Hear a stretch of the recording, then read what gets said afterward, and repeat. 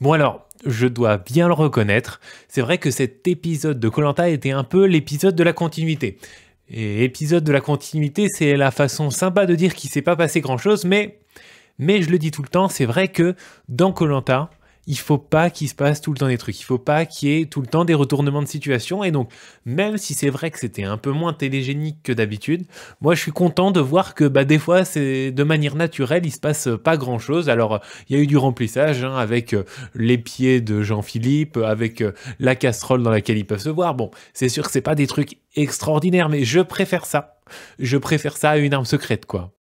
Bon, ceci dit, il s'est pas non plus rien passé. Donc, je vais commencer par parler de Ambre versus Maxime, acte 2. Je trouve que ça a été particulièrement marquant dans cet épisode, un peu dans la continuité, comme je le disais, de l'épisode précédent, épisode 4, où on avait vu Maxime se faire un peu dominer par Ambre. Et ben là, on peut pas dire que la situation se soit améliorée. Ensuite, on parlera de Yannick, acte 2, parce que Yannick a été plus ou moins opposé à Colin lors de l'épisode précédent, et ben là, c'est face à Olga. Au conseil, en toute fin d'épisode, il y a eu un espèce de mini-clash, un peu sorti du néant. Et puis, j'aimerais bien aussi qu'on compare un peu dans cet épisode 5, François et Bastien, qui ont eu des rôles un peu similaires, mais qui les ont tenus de manière totalement différente. Et on voit bien deux styles de jeu totalement différents, et j'aimerais bien analyser un peu ça. Ensuite, on va parler un peu survie. Alors là, où c'est vraiment très très dur cette saison, ou alors ils sont vraiment pas très forts. Évidemment, on va aussi parler du vote, avec une nouvelle stratégie qui tombe un peu à l'eau, et finalement un résultat de vote assez attendu, assez classique, dans la continuité, Stéphanie, elle était déjà en danger depuis le début. Et enfin, on va essayer de prendre un petit peu de recul. Et là, vous allez voir, j'ai fait un tableau absolument magnifique. Vous allez tout comprendre à cette saison, ça va être absolument incroyable. Commençons donc par un nouvel épisode de la saga Ambre contre Maxime. Alors c'était un peu moins présent que dans l'épisode précédent, mais ça a été marqué lors de la construction du radeau, donc en tout début d'aventure. On a vu Ambre qui râlait parce qu'on l'écoutait pas assez. Et en fait, sur la construction du bateau, c'était Maxime qui a été relativement à l'initiative de la construction et de la conception du bateau. La question, il me semble que c'était: est-ce qu'il faut mouiller les cordes avant de les nouer ou pas? Et Maxime disait que non, Ambre disait que oui. Et finalement, je crois que tout le monde a été d'accord pour dire que oui, il fallait mouiller les cordes avant de les nouer. Et donc, c'est Maxime qui a dû un peu s'écraser dans cette histoire. Et on a vu d'ailleurs Ambre se moquer de lui de manière assez nette en disant qu'il a l'air de faire du bateau, mais s'il attache ses bateaux comme ça au port, il doit en perdre souvent. Donc ça, c'était assez marrant, mais ça dénote d'une certaine tension quand même entre Ambre et Maxime. Et une fois de plus, j'ai bien l'impression que c'est Maxime qui en sort perdant. Maxime qui pourtant avait l'air sûr de lui au début d'aventure dans les premiers épisodes, mais là ça fait deux revers un peu sévères qu'il doit essuyer, que ce soit lors de l'épisode précédent où il avait été jugé responsable de la défaite de son équipe à l'épreuve des cordes, ou là encore les cordes en quelque sorte qui lui font défaut, puisque il se retrouve pas forcément en position de force après avoir essayé de prendre des initiatives dans la construction du radeau. À côté, Ambre se retrouve une fois de plus déterminante dans une épreuve, donc l'épreuve d'immunité. En l'occurrence, il y avait une tapisserie à reconstituer à partir de bandes de tapisserie, et donc une fois de plus, il fallait quelqu'un pour coordonner cette espèce de puzzle et donner des indications aux personnes qui déplaçaient les tapisseries. Qui est-ce qui s'y colle? Qui est-ce qui donne de la voix? Qui est-ce qu'on entend pendant toute cette épreuve? Chez les jeunes en tout cas, c'est Ambre. Alors, ce que j'ai remarqué, c'est que cette fois-ci, Fouzi a réussi à se faire entendre, a réussi à faire entendre son point de vue et a été constructif aussi sur cette épreuve. Ça, je trouve ça plutôt positif pour lui parce que il s'était vraiment fait dominer à l'épreuve où il fallait guider les personnes qui avaient les yeux bandés. On a vu que dès que Ambre s'était mise à crier, elle était beaucoup plus claire, beaucoup plus percutante, beaucoup mieux entendue par les autres candidats. Et puis Fouzi, il avait beau s'égosiller, sa voix portait pas tout simplement. Là, il a réussi à faire valoir son avis, même si ça a été repris par Ambre après. Enfin, ça reste Ambre qui donnait les ordres, qui était un peu à la manœuvre, mais Fouzi a été pertinent. Je me rappelle de ça et je me suis dit ça doit faire du bien quand même de pouvoir apporter quelque chose à l'équipe parce que il avait été en difficulté sur une épreuve dans l'épisode précédent. Non, finalement, il faut bien reconnaître que Ambre fait un début d'aventure assez parfait. Le seul petit bémol peut-être, ce serait de pas trop prendre la confiance, parce que elle fait beaucoup de blagues, elle fait beaucoup d'humour. Bon, alors elle, ça se passe bien pour elle en fait. Donc forcément, c'est facile de faire des blagues, en particulier. Bon, en facecam, ça gêne pas les autres, mais même des petites blagues au quotidien. Enfin, j'avais gardé en tête il y a 4 gros lourds sur un radeau. C'est une blague, oui, mais est-ce que c'est vraiment une blague? Est-ce que ça ferait vraiment rire tout le monde? Ça, vous le savez pas. Après, c'est au quotidien. Peut-être que ça peut aussi agacer ce côté un petit peu tout se passe bien pour moi, je fais des blagues, je suis souriante. Je sais pas, mais si j'étais elle, je prendrais pas trop la confiance non plus. Après, c'est vraiment un tout petit détail, et c'est vrai que le sentiment dominant, c'est quand même qu'elle a un social assez exceptionnel et qu'elle arriverait à se dépatouiller dans n'importe quelle situation, dans n'importe quelle équipe. Vous la changez une deuxième fois d'équipe, elle se fera 5 potes d'entrée de jeu à peine arrivée sur l'île, quoi. Donc cet épisode n'a fait que confirmer l'impression ultra positive qu'on avait tous plus ou moins. Deuxième rivalité qui a trouvé en quelque sorte un nouveau souffle dans cet épisode 5, c'est la rivalité Yannick contre Colin et Olga. Alors la première chose que je voudrais mentionner avant de commencer cette partie, c'est que Yannick m'a semblé extrêmement discret. Extrêmement discret, ça m'a marqué d'entrée de jeu, on l'entend beaucoup moins. Avant, on voyait des plans sur Yannick parce qu'il parlait, parce qu'il tenait un discours extrêmement fort, extrêmement tranchant, parce qu'il montrait qu'il avait une personnalité affirmée. Et ben là, on voit Yannick sur des plans muets, on le voit juste faire une expression du visage entre guillemets pour voir un peu sa réaction, mais il ne dit rien, il se tait, il se fait discret. Et je pense que ce n'est pas du tout dû au hasard. Je pense que les critiques qui ont été formulées à son encontre lors de l'épisode précédent ont vraiment été tout à fait entendues. Je pense qu'il sait qu'il est en danger s'il continue à être clivant à ce point-là, et il se force. À mon avis, hein, bien sûr, on l'a pas entendu dire quoi que ce soit à ce sujet, mais c'est vraiment une interprétation de ma part. C'est pas un hasard si quelqu'un pendant 4 épisodes, vous l'entendez tout le temps, il parle fort, il est clivant, il se permet de faire des remarques parfois un peu limites, mais c'est pas grave, il se pose pas de questions. Vous lui faites des réflexions. Il y a eu un épisode où Olga, ou Bastien, ou Colin lui ont fait plus ou moins les mêmes réflexions, c'est-à-dire qu'il parlait trop, tout simplement, il parlait trop, il n'en faisait pas assez. L'épisode suivant, vous l'entendez plus. Avant le conseil, dans l'épisode 5, Yannick, on ne l'entend pas. Vraiment, il est passé du tout au tout. En fait, il y a eu un changement radical dans son attitude, et c'est pas lié au hasard à mon avis. À mon avis, il joue sa survie dans l'aventure. Il a compris qu'il devait se faire plus discret, et donc il se fait plus discret. On note Yannick, une fois de plus, décevant physiquement sur l'épreuve de confort, puisqu'il a été incapable de ramer correctement. Je sais pas si vous avez remarqué. Après, son physique peut aussi jouer en sa défaveur, parce que c'est quand même une montagne de muscles, un très très grand gabarit. Le muscle pèse plus lourd que la graisse, hein, pour rappel. Donc c'est pas forcément bon, hein. Ce qui est clair, c'est qu'il va faire baisser un peu la ligne de flottaison, donc ça avance moins bien. Donc puissant mais lourd, c'est un peu délicat, mais ce qui est sûr, c'est qu'il n'a pas réussi à ramer. Je sais pas comment a été foutu le bateau, mais on le voit et il est complètement maladroit. Il fait des mouvements de pagaie, mais qui peuvent absolument pas faire avancer le bateau de manière percutante, quoi. Et des petits mouvements, aucune amplitude, aucune puissance. Il n'arrive pas en fait à faire un mouvement qui lui permet de laisser exprimer sa puissance. En revanche, enfin, on l'a vu sur l'épreuve d'immunité, l'épreuve importante en quelque sorte, enfin il a été utile, il a pu justement laisser parler la puissance, lâcher les chevaux, puisqu'il devait ramener la plateforme de son équipe grâce à une espèce de manivelle immense, et alors là il s'en est donné à cœur joie. Là on sentait un peu qu'il s'est dit enfin je vais pouvoir envoyer, là c'est pas trop technique, il n'y a pas de puzzle ou quoi que ce soit, il y a juste une manivelle à faire tourner, et alors c'était assez marrant, il a tout donné, il a dû y mettre une énergie mais absolument incroyable, et d'ailleurs ça a été efficace, sa plateforme est remontée assez rapidement.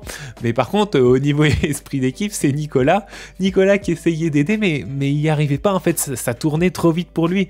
Yannick était tout simplement trop puissant, ce qui fait que il n'a pas pu prendre son côté de la manivelle, il a essayé de le récupérer, puis finalement il a relâché, il se l'est pris dans les jambes, ça a arrêté la manivelle. Bref, Yannick allait trop vite et était trop fort pour lui. En tout cas, ce qui est sûr, c'est que il a enfin pu montrer de quoi il était capable, et ça pareil, psychologiquement ça doit lui faire du bien, quoi, de pouvoir enfin envoyer et mettre à profit sa puissance physique. Mais c'est pas ça le plus marquant. Le plus marquant, c'est que, comme je le disais, il a été assez discret tout le long de l'épisode, mais alors au conseil, il a quand même pris cher, hein. Au conseil, les représailles, entre guillemets, les reproches d'Olga on voit pas trop d'où ils sortent. C'est un peu compliqué à comprendre. Alors après, bien sûr, il peut s'être passé des trucs qu'on ne voit pas, mais comme d'habitude, moi je me base sur ce que je vois, hein. Je vais pas faire des spéculations sur les 90% du temps de vie sur l'île qu'on ne voit pas. Non, moi je suis obligé de m'appuyer sur les images, et d'après les images,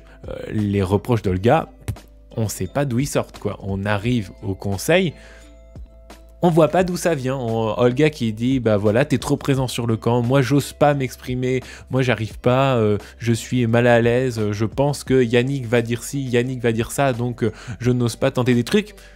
Ah ouais, c'est sûr que ça fait pas plaisir, quoi, quand vous apprenez ça. En plus, Yannick, bah forcément il a mal pris, ce qui est un peu compréhensible. Alors il aurait pu être plus diplomate, hein. Il aurait pu être plus diplomate, mais on peut pas vraiment lui en vouloir de pas avoir apprécié ce qui s'est passé là devant tout le monde, surprise, juste avant un vote, hop, critique, super. Alors que moi, à mon avis, il a fait énormément d'efforts justement pour se retenir, pour être moins présent, pour être moins dominant, au moins par la parole, quoi. Il se prend ça en pleine poire, alors forcément ça lui fait pas plaisir, et derrière, sanction, il vote Olga, hein, ce que j'ai pas trouvé très fin. D'ailleurs pour moi, vous devez pas trop vous laisser influencer dans votre vote par ce qui se passe au conseil, parce que sous l'effet de l'émotion, vous risquez de faire n'importe quoi. Bon, lui, peut-être qu'il avait prévu de voter Olga dès le début, hein, j'en sais rien, mais l'impression que ça donne, c'est que voilà, il a eu cette altercation avec Olga le soir du conseil, et du coup, il vote contre Olga dans la foulée. Bon, pas très malin, mais une fois de plus, on le comprend, et on aurait attendu quand même de quelqu'un comme Olga, qui a l'air assez calme, assez posé, de venir le voir, tout simplement, comme ça avait été fait à l'épisode précédent d'ailleurs, où tout le monde avait pu s'expliquer, et il s'en était pris plein la poire d'ailleurs, une nouvelle fois. Et bah là, on va dire c'est juste Olga, mais c'est pendant le conseil, donc c'est quand même un peu différent, c'est pas la même ambiance. Après, quoi qu'on en dise, Yannick passe encore, hein, malgré ses 2 bracelets. Pourquoi ? Parce qu'en fait, c'est quelque chose qui m'a été indiqué dans les commentaires et que j'avais absolument pas vu. Mais c'est vrai que quand vous avez 2 bracelets, si quelqu'un vote contre vous et que finalement vous sortez, ben, vous allez lui refiler les 2 bracelets. Et ça, personne ne veut de ces 2 bracelets. Et donc, indirectement, de manière assez surprenante, je l'avais pas vu, mais c'est logique en fait, la personne qui a 2 bracelets ne va surtout pas être la cible, parce que personne ne veut récupérer les 2 bracelets. Ensuite, dans cet épisode, alors c'est pas vraiment une opposition, mais je pense qu'on peut comparer ce qu'ont fait François et Bastien. Si franchement, il y a eu duel en fait, parce que tous les deux ont été barreurs. Et on a bien vu que c'est une confrontation qui a tourné à l'avantage de Bastien, puisque François a pas réussi à barrer correctement. Apparemment, il s'est même pas rendu compte en fait que le bateau déviait trop loin des espèces de bouées qui avaient été mises en place pour délimiter le parcours, et donc forcément son radeau a fait plus de chemin et donc a rapidement été rattrapé. Donc là, il y a eu ce duel de barreurs qui a été perdu par François, et puis au moment de la conception des radeaux, de la construction des radeaux, on a vu 2 attitudes totalement différentes entre François et Bastien. François prend la direction des opérations et il a un avis bien tranché sur comment on doit faire un navire, et en particulier, il y a eu une espèce d'opposition avec Jean-Charles qui avait une autre idée, qui voulait mettre plus de rondins d'un côté et moins de l'autre, et finalement, Jean-Charles a été obligé de céder.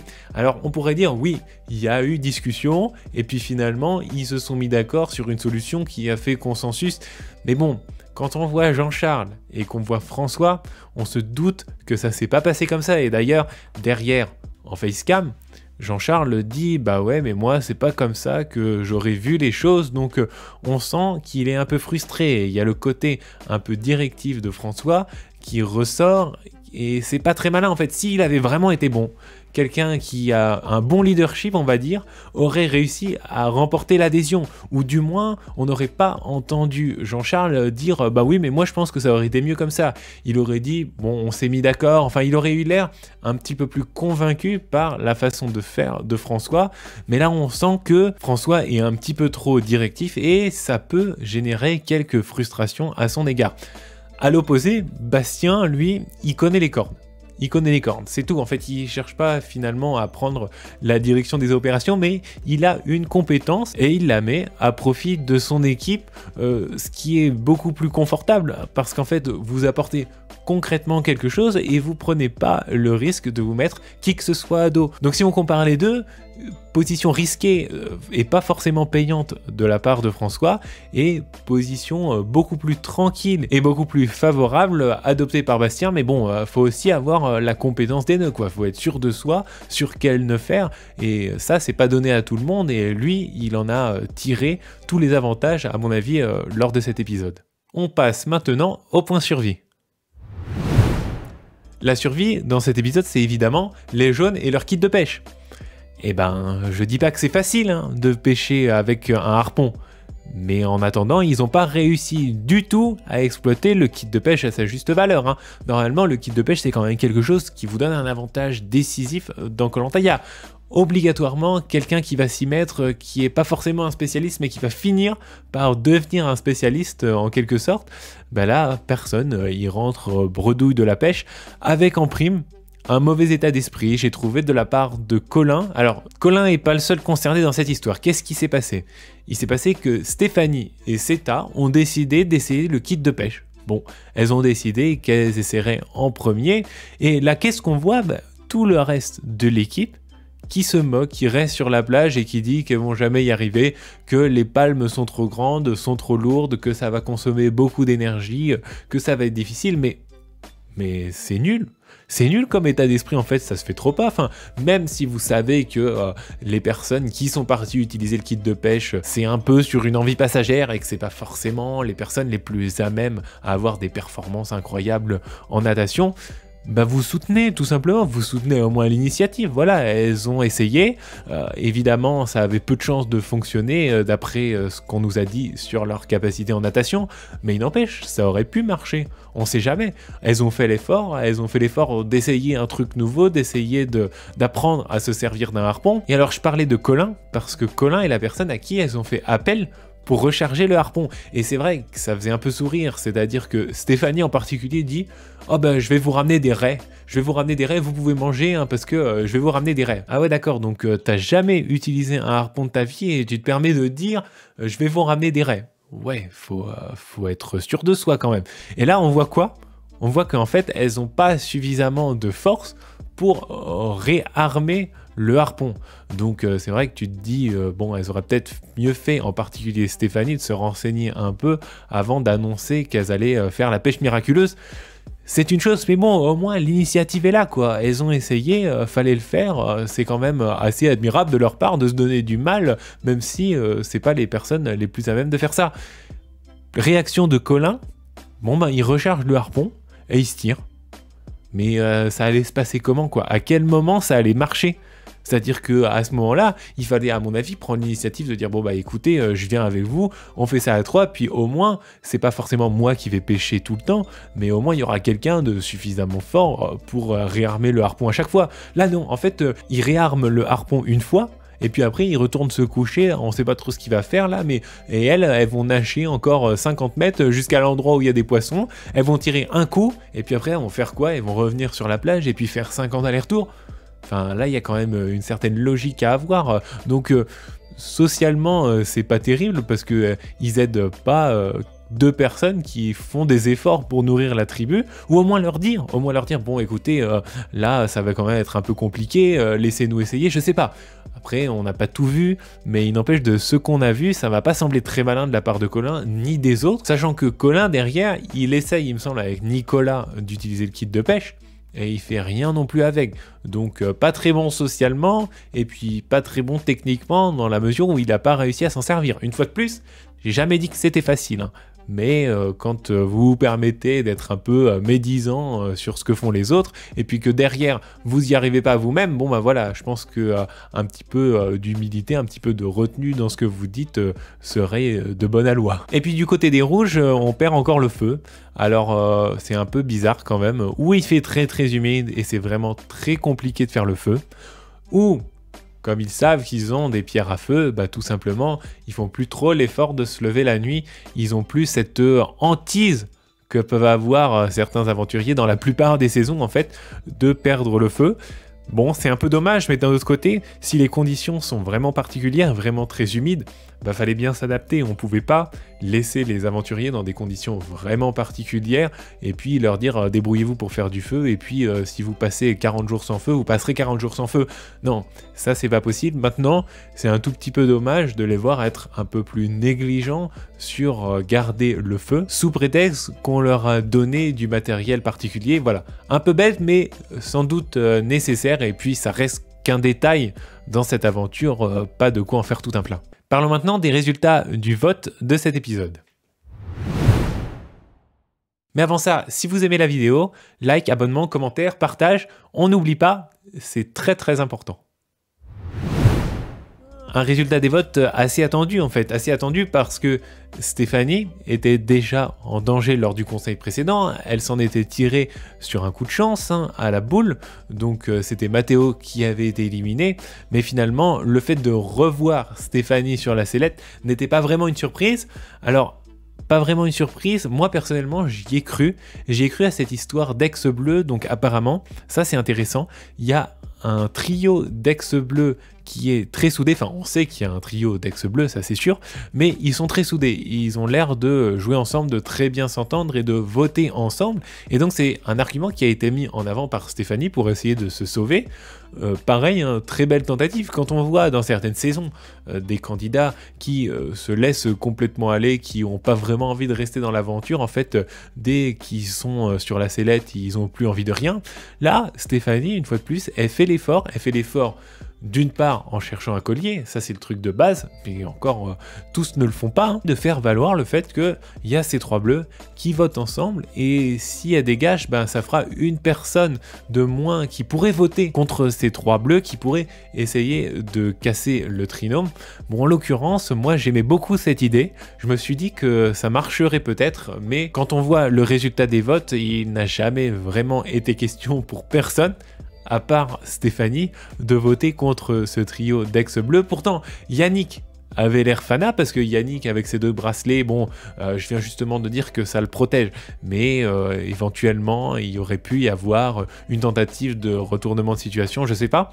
Il y avait aussi Seta, qui avait l'air assez fan, puisque Seta, il y a toujours cette histoire de collier qui lui met un peu une cible dans le dos, mais il n'empêche que finalement, personne n'a voté en fonction de ce trio bleu, peut-être Yannick, mais à mon avis Yannick c'était plus à cause de son ressenti vis-à-vis d'Olga à la suite de l'altercation qu'ils avaient eu lors du conseil. Finalement Stéphanie ne trouve pas de collier, sa stratégie de voter contre les ex bleus ne marche pas, et on se retrouve avec le résultat que tout le monde attendait, enfin que tout le monde aurait dû attendre s'il nous avait pas fait croire quelque chose auquel moi personnellement j'ai cru sans aucune réserve. Voilà, moi je pensais que c'était un argument pertinent de casser ce trio, et ben il n'empêche que c'est vraiment Stéphanie qui a été éliminée, il n'y a pas eu match, il n'y a pas eu à aller à la boule cette fois-ci, ça a été clair et net. Finalement, le seul truc qui marche, et alors qui marche presque trop bien, c'est le faux collier de Seta. Alors là, apparemment, contrairement à ce que je disais un ou deux épisodes plus tôt, hein,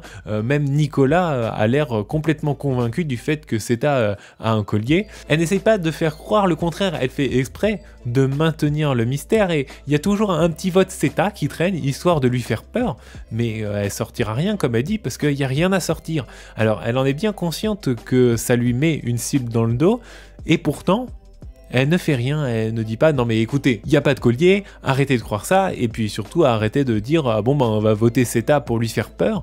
Faut dire que un vote c'est pas beaucoup pour faire peur à quelqu'un, donc peut-être qu'elle se sent pas du tout en danger. En tout cas, le collier de Seta est fermement ancré dans la tête de tout le monde, c'est quand même assez incroyable que ça ait aussi bien marché. On attend avec impatience de savoir ce que ça va donner dans les prochains épisodes. Et justement pour terminer, ces histoires d'ex bleus, ça m'a fait penser qu'il faudrait qu'on commence peut-être à s'intéresser à ces histoires d'anciennes couleurs pour essayer de dégager des rapports de force, pour essayer de faire un peu des petites prédictions sur le futur de cette aventure. Et voilà mon super tableau, je suis convaincu que vous êtes impressionné par mes capacités graphiques, c'est absolument magnifique. Bon, C'est vrai qu'il n'est pas magnifique, mais ça a au moins le mérite d'être clair. Donc j'ai mis évidemment les rouges à gauche, les jaunes à droite, et puis dans le sens des lignes, tout simplement l'ancienne équipe d'appartenance. Qu'est-ce qu'on peut voir? Bon, chez les rouges, il y a 3 ex bleus, 4 ex verts et un ex violet. Et chez les jaunes, 3 ex bleus, 1 ex vert et 3 ex violets. J'ai mis Seta et Ambre un peu à part parce que c'était trop compliqué à faire rentrer dans mon tableau vu qu'elles ont eu 3 couleurs différentes. Ça m'a un peu gavé. Ce que je peux dire là-dessus, c'est que, à mon avis, quand il y a 3 équipes comme ça qui se dessinent, finalement, là c'est la guerre des chefs, mais en 2 équipes séparées en quelque sorte. Et je dirais que dans ce cas-là, en fait, il faut mieux être soit dans l'équipe majoritaire, soit dans l'équipe minoritaire, mais pas entre les deux. Pas entre les deux parce que là, vous êtes un peu à la merci de tout le monde. Si vous êtes dans l'équipe majoritaire, bon, dans ce cas-là, vous avez a priori un maximum de votes en votre faveur, enfin un maximum de personnes qui vont voter avec vous. Si vous êtes minoritaire, vous représentez pas vraiment un danger en réalité pour l'équipe majoritaire et vous avez plus de possibilités en fait. Vous pouvez choisir avec qui vous allez vous rallier. Mais finalement, dans l'équipe des rouges, on peut pas en tirer grand chose de ces histoires d'anciennes couleurs, tout simplement parce que Jean-Charles, comme on l'a vu dans les épisodes précédents, a tendance à être un peu électron libre. Il a tendance à voter indépendamment de ce qui se passe autour de lui parce que il a décidé qu'il voterait pour cette personne. Donc c'est ce qu'il va faire.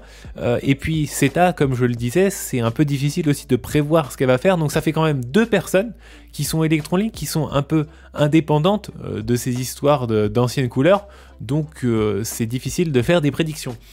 Dans le cas des jaunes, c'est un peu différent. Dans le cas des jaunes, on l'a vu, on l'a dit dans l'épisode précédent, Alexandra, Colin et Olga sont très soudés, donc a priori, ils voteront ensemble. Mais le deuxième élément qui est intéressant et qu'on a appris dans un épisode, je crois que c'est dans l'épisode 2, c'est que Anne-Sophie, Bastien, Yannick et Ambre sont également très soudés.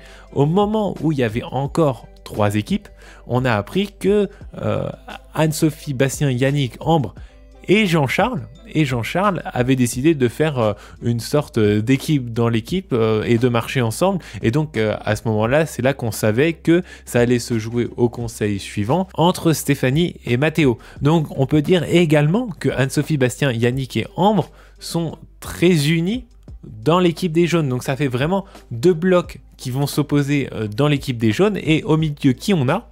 Nicolas. Et alors Nicolas, moi je le vois vraiment jouer un rôle majeur dans les épisodes à venir. Pourquoi? Parce que comme vous l'avez bien remarqué dans les commentaires, c'est vrai que j'en avais pas trop parlé, mais Nicolas a une vision stratégique. Il pourrait se rallier aussi bien aux ex-violets, donc Anne-Sophie, Bastien, Yannick et Ambre, qui sont plus nombreux. Personnellement, c'est la solution qui me semblerait la plus logique, mais il pourrait très bien, pour une raison X ou Y, décider que Alexandra, Colin, Olga, il s'entend mieux avec eux, il peut leur faire confiance.